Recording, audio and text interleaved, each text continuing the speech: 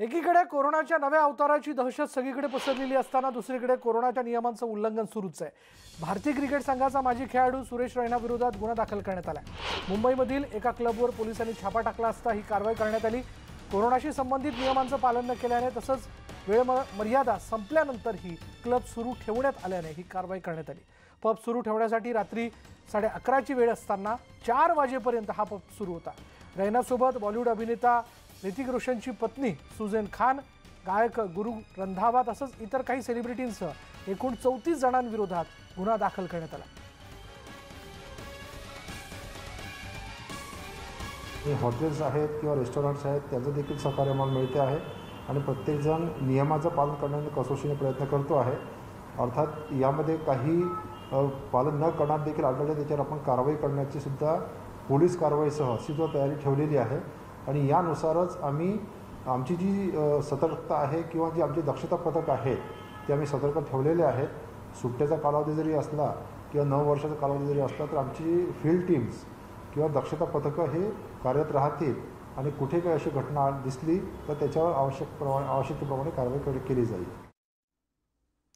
पुढली बातमी अशी आहे की मुंबईतल्या आरोग्य यंत्रणांनी मोकळा श्वास सोडलाय असं म्हणायला काहीच हरकत नाही। यूकेहून आलेला एकही प्रवासी आतापर्यंत कोरोना पॉझिटिव्ह आढळलेला नाहीये। मुंबईचे अतिरिक्त आयुक्त सुरेश काकाणींनी या संदर्भात माहिती दिली।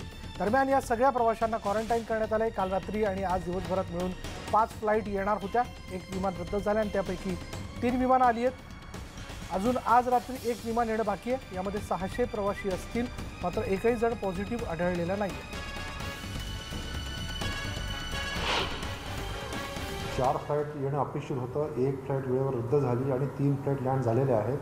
त्यापैकी साधारणतः 600 पॅसेंजरनी प्रवास केलेला आहे आणि आम्ही मुंबई एअरपोर्टवर उतरताना आम्ही एक मॅन्डेटरी केलं होतं की तिथून बोर्ड करताना निगेटिव्ह रिपोर्ट असेल तरच बोर्ड करावं। त्यामुळे इथे लँड झाल्यानंतर कोणीही पॉझिटिव्ह आढळलेलं नाही। आता आम्ही त्यांना त्यापैकी बऱ्याच लोकांना आम्ही क्वारंटाईन केलेलं आहे आणि क्वारंटाईन केल्यानंतर 5 दिवसानंतर त्यांची टेस्ट घेतली जाईल, RT-PCR स्वॅब घेतला जाईल आणि त्यानंतर मग आपल्याला कळू शकेल की कोणी पॉझिटिव्ह आहे किंवा कसं। पण आजच्या घटकेला एकही पॉझिटिव्ह रुग्ण आपल्याला आढळलेला नाही।